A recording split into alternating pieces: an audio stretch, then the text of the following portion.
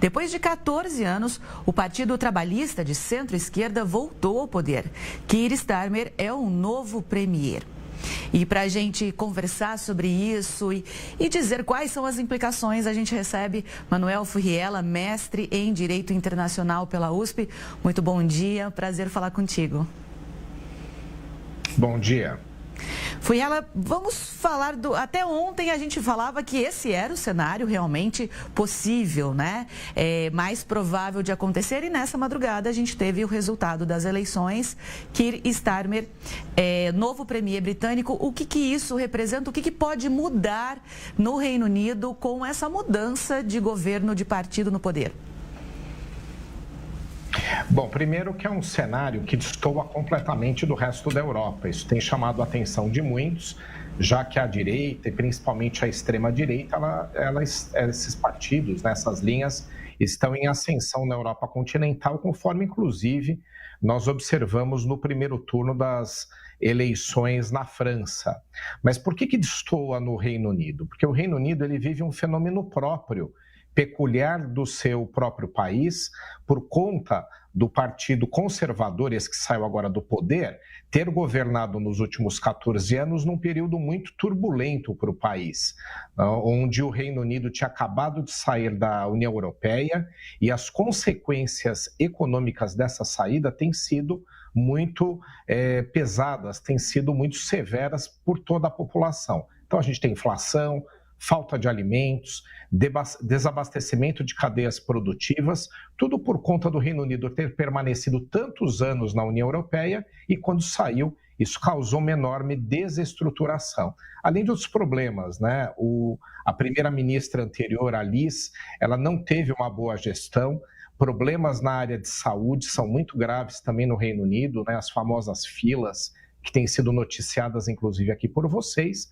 Então, tudo isso desgastou o partido anterior e agora a população, numa consequência óbvia, vota, melhor dizendo, nos opositores, aquilo que não estava trazendo bons resultados. Então, esse é o fenômeno que temos. Agora, as surpresas são duas. A esmagadora vitória dos trabalhistas, que eles iam sair vitoriosos, já imaginávamos, mas não da forma como vieram, né, de uma forma inédita em termos recentes no Reino Unido. E também por conta de partidos independentes, que são minoritários, terem também conseguido melhorar a sua representação. Esses são os fenômenos e o motivo principal são as más gestões anteriores nesse período turbulento em saída da União Europeia. O novo governo vai ter os mesmos desafios, mas eu acredito que a recomposição, o novo clima, né, todo esse ambiente propício a mudanças vai favorecer a nova gestão para que possa fazer as reformas necessárias. Ele fala não só em reconstrução, mas também em reverter a crise de confiança, né? Para que os britânicos possam voltar a confiar no governo, coisa que não acontecia. E é interessante que a legenda também conquistou mais de 400 assentos no parlamento. O que isso representa? O parlamento vai falar a mesma língua que ele, é isso? Ele vai ter o apoio da maioria? Sim, esse seu ponto é bem importante. Não foi só uma vitória suficiente para realocar o primeiro-ministro, porque na Grã-Bretanha, o sistema deles parlamentarista, além de ser monárquico, que difere de muitos países, né, porque lá você tem o rei Charles como chefe de Estado, e aí o governo é conduzido por um primeiro-ministro que sempre é aquele que preside o partido que conseguiu a maioria. Mas além dele ter sido conduzido por esse motivo, ele vai contar com um parlamento muito propício para reformas, porque várias daquelas que ele pretende implementar, ou pelo menos alega em seus discursos, necessitam de uma grande maioria. Então ele já vai começar bem também nesse cenário. Então não foi um cenário apertado, onde ele conseguiu sair vitorioso por uma margem exata do necessário, não. Ele veio com uma maioria muito consolidada, isso vai ajudar bastante neste momento onde o Reino Unido vive uma grave crise. Você comentou que, né, um sistema monárquico no Reino Unido, a gente tem ali o rei Charles, inclusive o Starmer se encontrou já com o rei Charles III nessa madrugada, porque ele precisa dar o aval, é isso? Como é que funciona essa divisão entre monarquia e parlamento? Sim, é necessário.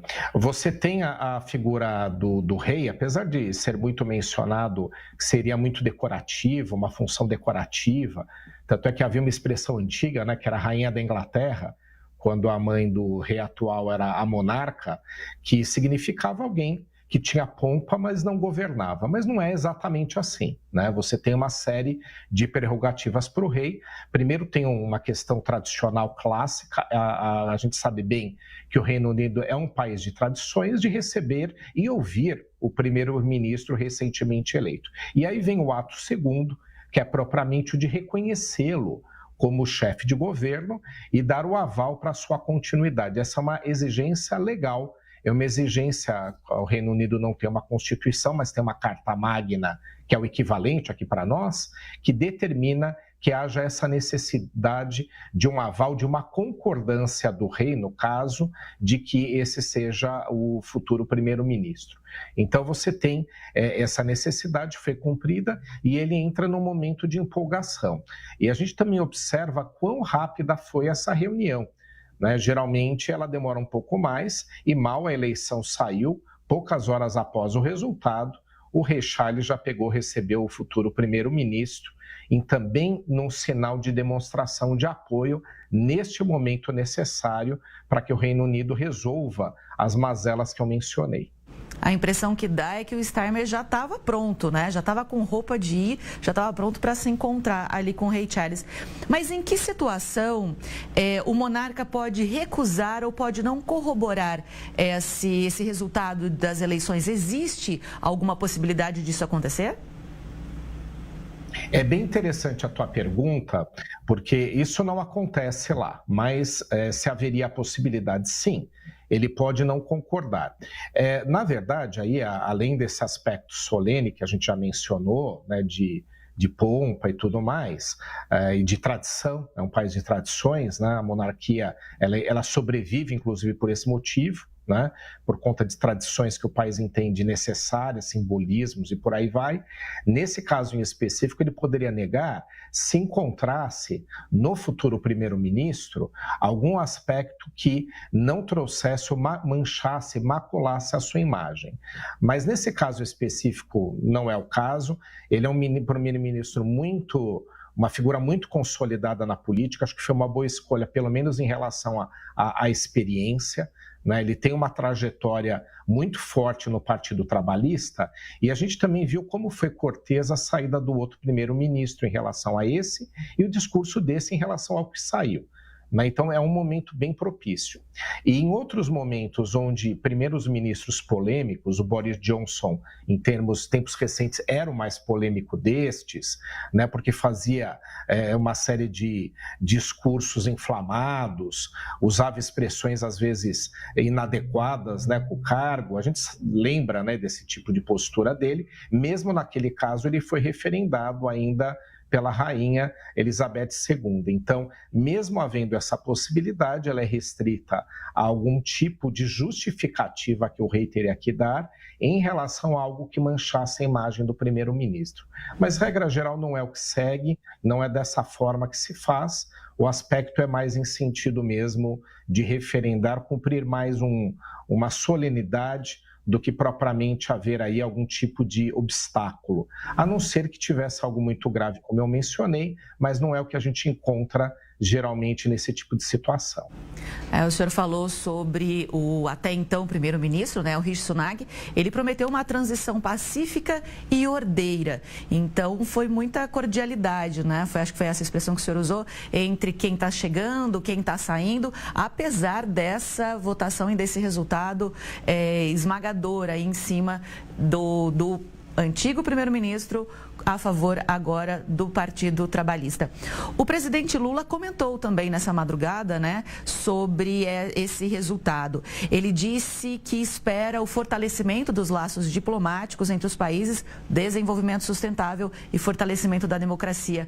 Muda alguma coisa a relação do Reino Unido com o Brasil com esse resultado? Pode haver alguma mudança? Sim, existem duas situações que eu acho que o Brasil deveria aproveitar como oportunidade.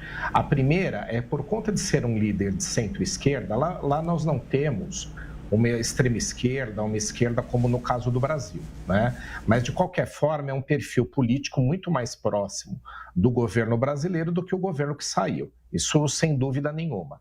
Então, o presidente brasileiro deve aproveitar esse tipo de agenda próxima, digamos assim, né, de esquerda, para se aproximar do primeiro-ministro. Esse é um fator. O segundo é de que agora o Reino Unido, tendo saído da União Europeia, ele agora vai ter que buscar acordos comerciais mundo afora, que, aliás, é o que fazia parte, inclusive, do governo anterior, das gestões conservadoras. Eles diziam que iam buscar acordos no mundo todo, e esse era um dos motivos para eles terem saído da União Europeia, né, para terem mais independência, principalmente na questão de imigração, mas também nessa de firmar acordos, parcerias com blocos ou com outros países. Então, isso favorece. Então, o governo brasileiro pode sim aproveitar essa oportunidade, seja de forma independente, seja via Mercosul, que a gente também temos nossos dilemas aqui com o nosso bloco. Mas, de qualquer forma, essa proximidade entre as figuras políticas, as agendas, né, e também o momento que o Reino Unido vai buscar, com certeza, vai estar aberto a fazer parcerias, porque precisa, né, reorganizar a sua economia, é um momento de ouro, seja para o Mercosul ou para o Brasil. O Brasil tem que aproveitar essa oportunidade. O Reino Unido é uma economia muito grande, maior que a brasileira, inclusive, país-chave no mundo todo, como a gente sabe, ou seja, muito interessante para que o Brasil, que também está precisando de mais investimentos e diversificação de exportações, aproveitar a oportunidade.